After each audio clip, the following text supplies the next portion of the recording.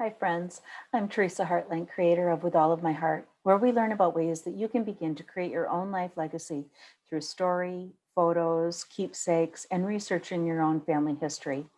This is the third in a series of 10 quick start videos where I will be sharing lessons and ideas for mini projects that you can use to jumpstart documenting your own story.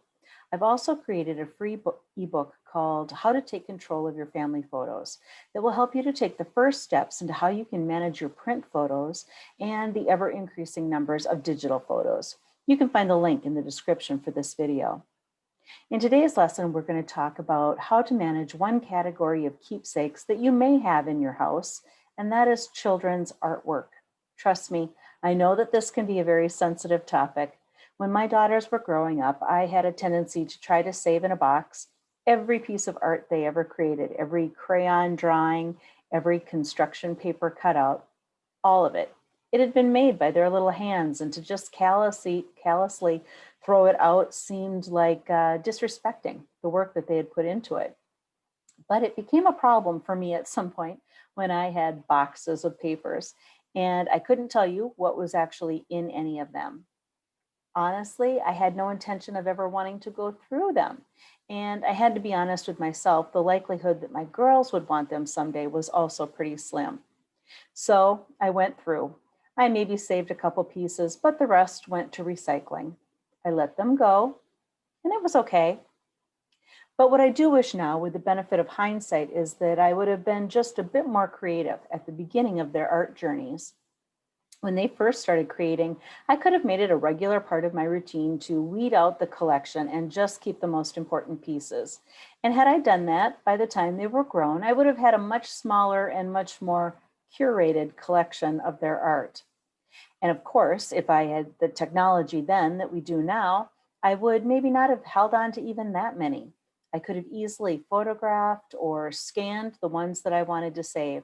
And had I done that, I would have been able to get more use out of them. So when I think about parents with young kids or grandparents with young grands, this is what I would recommend. When your child first creates something, there is no question. It's special. So display it. Hang it on your refrigerator. Have a frame in your house that you keep rotating with new pictures. Give them that place to share what they've created and to know that you appreciate it, to know that you see them. After the piece has been enjoyed, you can make the decision then. Do you want to save it in its original form, digitize it so that you can save it without taking any space at all, or throw it out? If something is truly spectacular and you just know that you are always going to want to have it to enjoy, then treat it like an heirloom document. Set aside a photo-safe box to store the most special pieces. You may even want to get archival sleeves to protect each piece from the elements and from other papers that are in the box. If something is wonderful or funny or insightful and you think you might want to remember it someday, then maybe a digital copy is something that will work for you.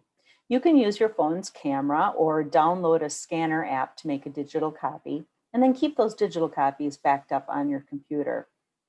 Or have fun making things with them. Maybe you want to make a calendar each year for your child with art that they created the previous year.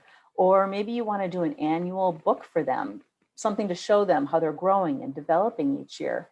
Or maybe you're thinking all the way forward to a graduation party and you want to create a folder where you can save images of the best of the best. And then on a future momentous day, you can create something for them with those images. There are probably countless things that you could do with digital copies of your children's artwork. The last option is to recycle, and this can be hard if you attach sentimentality to something, but not everything needs to be saved, and you can rest easy knowing that you have taken the steps to save what is truly important. So appreciate some pieces for a bit, and then feel free to recycle them without guilt.